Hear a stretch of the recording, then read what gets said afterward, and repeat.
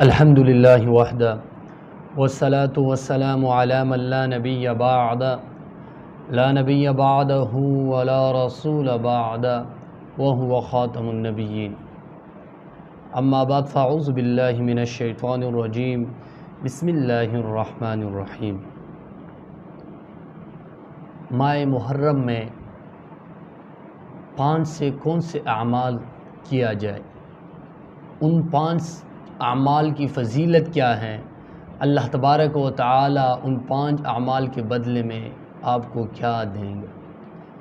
ان کا کیا ثواب ہے اور ان 5 اعمال کا کیا مرتبہ ہے۔ اس مہینے کی مسنون کام جو ہے، مہینے کی اہمیت اور فضیلت کے پیش نظر اس میں کچھ ایسے کام مشروع ہے جو اگرچہ دوسرے مہینوں میں بھی مشروع ہے، لیکن اس ماہ مبارک میں ان کی اہمیت زیادہ ہے۔ اس ماہ مبارک میں ان کی اہمیت زیادہ ہے۔ وہ کیا کام ہے؟ سب سے پہلا روزہ۔ روزے کی اس ماہ مبارک میں ایک علیحدہ فضیلت اور ایک علیحدہ مرتبہ ہے۔ جیسے حضرت عبداللہ ابن عباس رضی اللہ تعالی عنہما سے روایت نقل کرتے کہ حضور اقدس صلی اللہ علیہ وآلہ وسلم جب مدینہ منورہ تشریف لے کے آ گئے تو آپ نے یہودیوں کو یوم عاشورہ کا دن روزہ رکھتے ہوئے پایا، تو آپ صلی اللہ علیہ وآلہ وسلم نے ان سے پوچھا یہ کون سا خاص دن ہے جس کا تم روزہ رکھتے ہو، اس دن کی خاصیت کیا ہے کہ آپ اس دن روزہ رکھتے ہو؟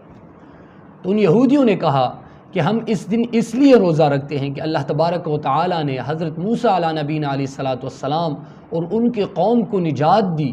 اور فرعون اور اس کے لشکر کو غرق کیا، تو حضرت موسیٰ علیہ نبینا علیہ الصلاۃ والسلام نے شکرانے کے طور پر اس دن روزہ رکھا، لہٰذا ہم بھی اس دن روزہ رکھتے ہیں۔ تو آپ صلی اللہ علیہ وآلہ وسلم نے کہا کہ موسیٰ پر آپ کی بنسبت ہمارا زیادہ حق ہے اور آپ کی بنسبت وہ ہمارا زیادہ قریبی ہیں، لہٰذا آپ صلی اللہ علیہ وآلہ وسلم نے یوم عاشورہ کا دن خود بھی روزہ رکھتے تھے اور صحابہ کو بھی حکم دیا کہ اس دن روزہ رکھیں، یعنی اس دن کی فضیلت ہی کچھ اور ہے۔ جیسے حضرت ابو قتادہ رضی اللہ تعالی عنہ سے مروی ہے کہ حضور اقدس صلی اللہ علیہ وآلہ وسلم سے ایک شخص نے یوم عاشورہ کے روزے کے متعلق پوچھا گیا، تو آپ صلی اللہ علیہ وآلہ وسلم نے فرمایا جس شخص نے بھی یوم عاشورہ کا روزہ رکھا اللہ تبارک و تعالی اس شخص کا گزشتہ سال کے جتنے بھی گناہ ہیں ان کو معاف فرما دیتا ہے۔ اس کے گزشتہ سال جتنے بھی گناہ ہیں اللہ تبارک و تعالی اس گناہوں کو معاف فرما دیتا ہے، یعنی اتنا مرتبے اور فضیلت والا دن ہے یوم عاشورہ، محرم میں ہے، اس کا فضیلت ہی کچھ اور ہے۔ دوسرا جو عمل ہے اس ماہ مبارک میں مسنون جو عمل ہے وہ گناہوں سے پرہیز کرنا، اپنی دامن کو گناہوں سے سمیٹ لے، اپنی نظر گناہوں کی طرف دیکھ رہے ان کو روک لے، اپنی آپ کی جو ہاتھ ہے وہ گناہ کی طرف بڑھ رہے ہیں اس کو روک لے، آپ کی پاؤں گناہ کی طرف چل رہے ہیں ان کو روک لے، ہر ایک حرکات اور سکنات کو گناہوں سے روک لے اور پورا دن پورا اپنی ایام جو ہیں وہ عبادت میں مشغول رہے، کیونکہ یہ سال کی ابتدا ہے۔ اگر آپ کی سال کی ابتدا ہی اچھے کاموں عبادتوں سے ہوں تو آپ کا پورا سال ہی اچھا گزرے گا، اگر آپ کی ابتدا ہی برے کاموں سے ہوں تو آپ کا سال کا انتہا بھی جو ہے وہ بھی برے کاموں سے ہوگا۔ جیسے ارشاد باری تعالی ہے فَلَا تَظْلِمُوا فِيهِنَّ أَنفُسَكُمْ، ان مہینوں میں، حرمت والے مہینے میں تم لوگ اپنے اوپر ظلم نہ کرو۔ اس جملے کی تفسیر میں امام ابن کثیر رحمۃ اللہ لکھتے ہیں کہ یعنی قتال کر کے یا گناہ کا کام کر کے اپنے اوپر ظلم نہ کرو، کیونکہ ان مہینوں میں گناہ کرنا اور مہینوں کے مقابل میں زیادہ برا ہے۔ جس طرح کہ حرم میں گناہ دوسرے جگہ کے مقابل میں زیادہ برا ہے، اسی طرح ان مہینوں میں گناہ کرنا اور مہینوں کے مقابل میں زیادہ برا ہے، لہٰذا ان مہینوں میں خاص کر کے محرم کے مہینے میں گناہوں سے روک لیں، اپنی دامن کو گناہوں سے سمیٹ لیں اور عبادت میں سے زیادہ ٹائم گزاریں۔ تیسرا جو عمل ہے اس ماہ مبارک میں وہ توبہ اور استغفار ہے۔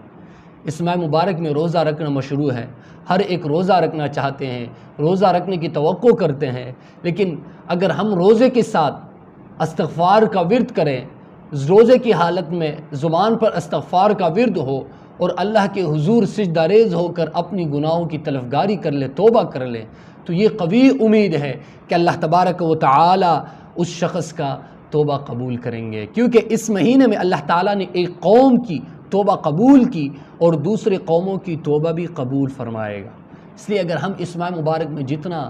توبہ کریں گے اپنے گناہوں کا، اللہ تبارک و تعالیٰ سے قوی امید ہے کہ اللہ تبارک و تعالیٰ ہمارے گناہوں کو معاف فرما دیں گے، ہماری توبہ قبول کریں گے اور ہمارے گناہوں کو معاف فرمائیں گے۔ چوتھا جو عمل ہے وہ اتفاق اور اتحاد ہے۔ اس سال کی ابتدا مہینہ ہے، اگر ہم سال کی ابتدا سے ہی اتفاق اور اتحاد میں رہیں گے، اپنے بھائیوں کے ساتھ، اپنے رشتہ داروں کے ساتھ، اپنے محلے داروں کے ساتھ، ہر ایک مسلمان بھائی کے ساتھ اتفاق اور اتحاد میں رہیں گے، تو سال کی ابتدا سے ہی ہم اچھے کاموں سے شروعات کریں گے تو انتہا بھی اچھے کاموں کا، شروعات کا نتیجہ بھی اچھا ہوگا، برا نہیں ہوگا۔ اگر ہماری شروعات برا ہوگا تو ہمارا جو انتہا ہے، نتیجہ جو ہے وہ برا ہوگا۔ جیسے اللہ تبارک و تعالیٰ کا ارشاد ہے، وہ مشرکوں سے تم مل کر لڑو جس طرح وہ تم سے متفق اور متحد ہو کر لڑتے ہو، اور یاد رکھو اللہ تبارک و تعالیٰ متقیوں کے ساتھ ہے۔ اگر آپ متفق اور متحد رہیں گے تو آپ ہر ایک چیز پہ کامیاب رہیں گے۔ اگر آپ اتفاق اور اتحاد میں رہیں گے تو آپ ہر ایک مصیبت میں اس پر کامیاب ہو جائیں گے۔ اگر آپ میں اتفاق اور اتحاد نہیں ہے تو آپ کے راستے میں، ہر ایک راستے میں آپ کے لیے مشکل ہی مشکل ہوگا۔ پانچواں جو عمل ہے وہ توکل ہے۔ محرم کا مہینہ آتے ہی حضرت موسیٰ علیہ نبینا علیہ الصلاۃ والسلام کا اور ان کے قوم کا ذکر چڑھ جاتا ہے کہ کس طرح اللہ تبارک و تعالی نے حضرت موسیٰ علیہ نبینا علیہ الصلاۃ والسلام اور ان کے قوم کو ظالموں کی چنگل سے نجات دی۔ اور جب ایک شخص حضرت موسیٰ علیہ نبینا علیہ الصلاۃ والسلام اور اپنی اس موقف پر ایک نظر ڈالتے ہیں کہ وہ اپنی قوم کو لے کر راتوں رات ہی فرعون کی پکڑ سے بچنے کے لیے سرزمین مصر سے کہیں دور نکل جانا چاہتے ہیں، لیکن ابھی فرعون کی حکومت کی حدود ہی میں ہے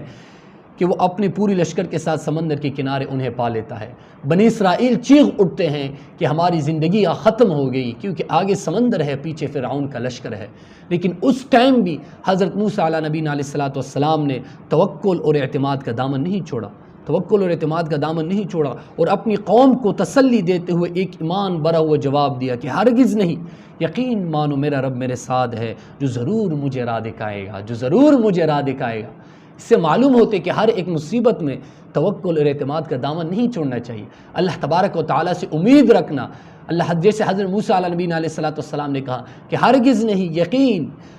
یقین مانو میرا رب میرے ساتھ ہے، جو ضرور مجھے راہ دکھائے گا۔ اور ہوا بھی ایسے، چنانچہ اللہ تبارک و تعالیٰ نے حضرت موسیٰ علیہ نبینا علیہ الصلاۃ والسلام کو حکم دیا کہ موسیٰ اپنی چھڑی کو اس سمندر میں مارو، تمہارے لیے ایک راستہ نہیں بلکہ 12 راستے بن جائیں گے۔ اسی طرح حضرت موسیٰ علیہ نبینا علیہ الصلاۃ والسلام اپنی قوم کے ہمراہ سمندر پار کر کے چلے گئے، اور فرعون اپنے لشکر کے ہمراہ اس سمندر میں غرق اور تباہ ہو گیا۔